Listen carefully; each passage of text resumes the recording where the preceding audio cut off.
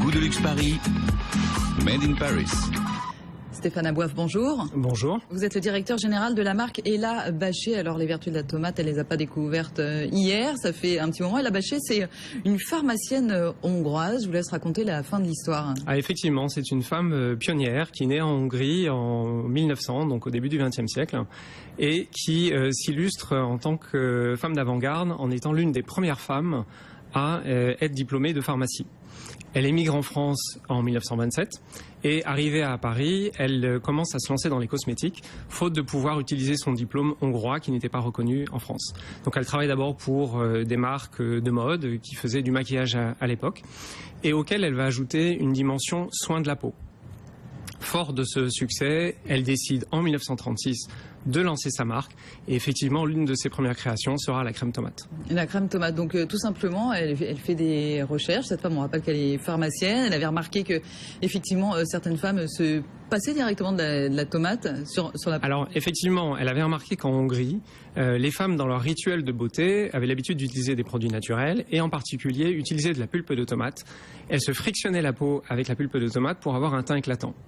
Elle est partie de cette observation plus de son expertise scientifique puisqu'elle est pharmacienne pour développer la crème tomate et apporter à la peau tous les bénéfices de la tomate. On sait qu'en particulier la tomate contient du lycopène et des acides de fruits qui vont révéler l'éclat de la peau. Alors évidemment tout ceci a été prouvé désormais.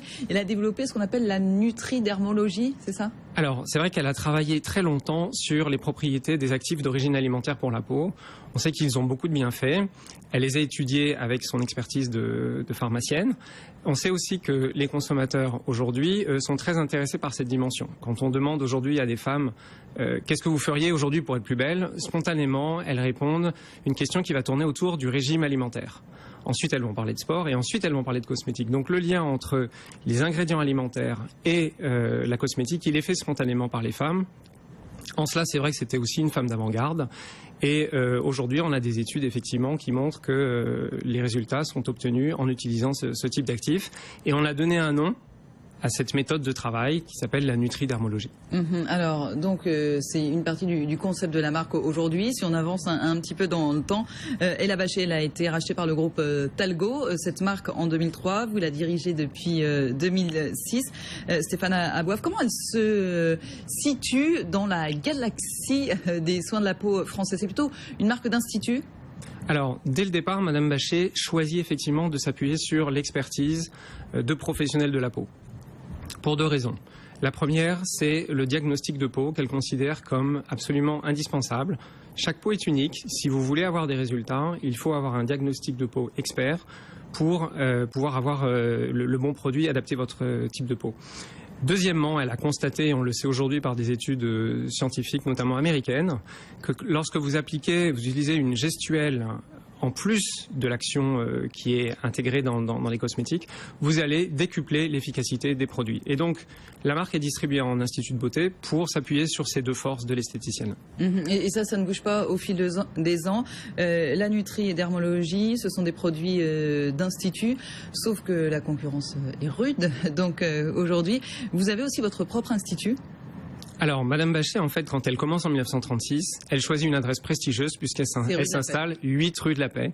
Et on est encore aujourd'hui installé dans cet institut. Donc, on peut y retrouver la marque, on la voit à l'écran, dans un écrin qui va à la fois témoigner de tout le patrimoine historique de la marque au travers de matériaux comme le cuivre, et en même temps communiquer la dimension scientifique de cette femme. 6 millions d'euros de chiffre d'affaires, dont 60% à l'export. Vous êtes présent dans quel pays? Alors, notre premier marché à l'export, c'est l'Australie. Et c'est historique. C'est étonnant, ça.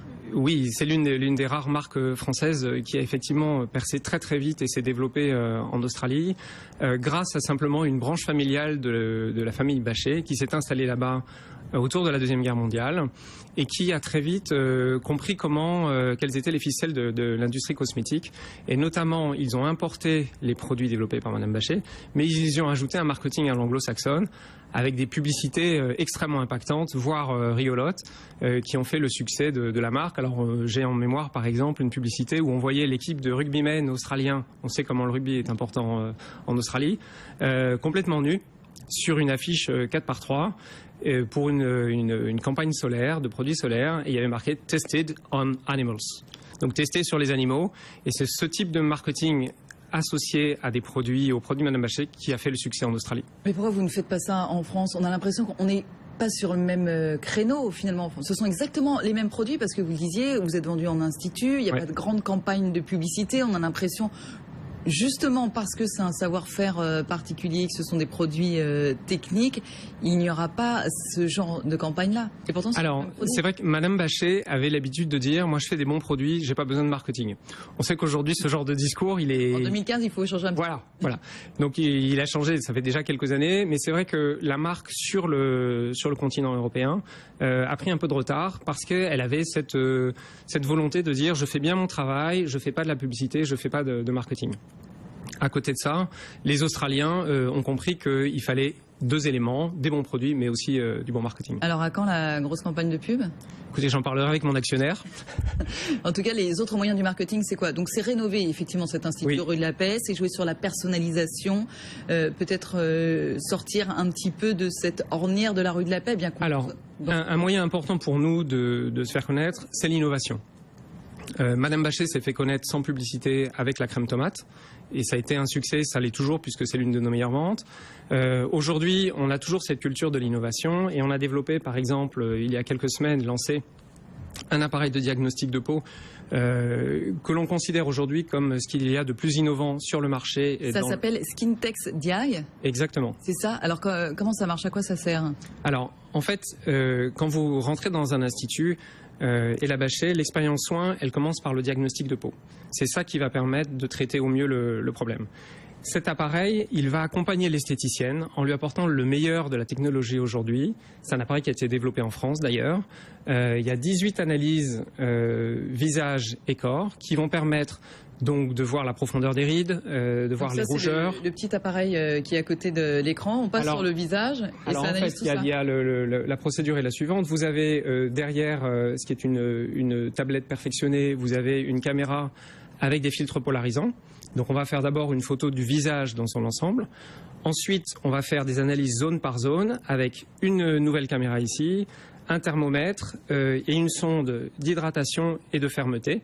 Et toutes ces images en fait vont être traitées pour aboutir à un diagnostic qui va permettre à l'esthéticienne d'aborder les problèmes de peau avec sa cliente. Et donc c'est tout ce côté personnalisation que vous développez, notamment à l'Institut, parce que c'est ce que vous expliquiez tout à l'heure, finalement, c'est ce qui favorise l'efficacité de tous les produits. Tout à fait. Donc, dans l'efficacité, il y a effectivement le bon diagnostic et la bonne prescription. Donc, l'appareil va jusqu'à la prescription produit. Et puis, il y a la main de l'esthéticienne qui, on l'a dit tout à l'heure, décuple les résultats et qui fait que vous allez sortir avec des bienfaits que vous allez poursuivre chez vous avec des cosmétiques et des compléments alimentaires, puisque nous avons une approche intérieure-extérieure dans la marque.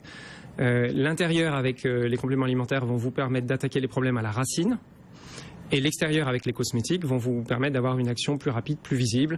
Et ce sont les deux conjugués qui vont donner les résultats attendus. Stéphane Abouaf, 500 points de vente en France. Aujourd'hui, c'est une trentaine de personnes chez la Bachet. On disait 6 millions d'euros de chiffre d'affaires. Un institut à Paris. Quels sont les objectifs pour les mois, les années à venir ? Alors, l'objectif, c'est d'augmenter notre notoriété via l'innovation, avec des produits comme celui-là. C'est-à-dire essayer de le vendre à d'autres instituts et pas seulement chez la Bachet. C'est d'ouvrir plus d'instituts à la Bachet. Aujourd'hui, en France, vous avez à peu près 15 000 instituts. On a 500 portes. Donc, si vous voulez avoir une bonne couverture du territoire, on estime qu'il faut à peu près 1000 à 2000 portes. Donc, l'idée, c'est sur le marché français de tendre vers cet objectif en rajoutant 200, 300 portes qualitatives grâce à des innovations qui vont permettre à des esthéticiennes de faire la différence par rapport à leurs concurrentes. Ça, c'est pour le marché français. Sur l'Australie, on a un réseau de franchisés. Donc on est déjà extrêmement visible, la marque est très connue. Les Australiens pensent même que c'est une marque australienne, tellement elle est réputée sur le marché. Donc l'idée, ça va être plutôt de conforter nos positions. Après, si on regarde l'Asie, qui est une zone où toutes les marques de cosmétiques veulent se développer depuis quelques années. Mais où ils sont très forts aussi. Voilà, eux sont très forts, il y a une concurrence locale qui est forte. Malgré tout, nous avons des atouts. Les années antérieures nous l'ont montré, puisque nous avons un développement au Japon qui est extrêmement fort, avec des produits assez inattendus, comme des produits pour le corps, par exemple, où nous avons fait nos meilleures quantités sur les 2 dernières années grâce à une référence corps.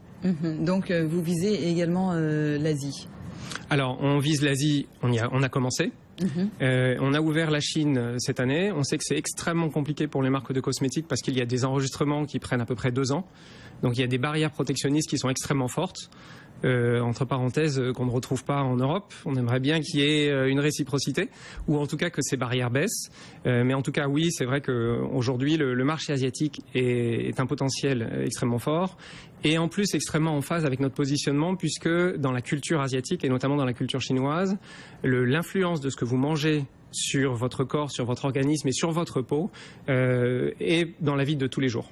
Donc dans les recettes de cuisine, souvent on va privilégier évidemment le côté gustatif, mais aussi le côté santé et ce que ça peut avoir comme bénéfice pour vous. Stéphane Abouaf, merci beaucoup à vous. Vous êtes le directeur général donc de la marque Ella Bâché. Merci.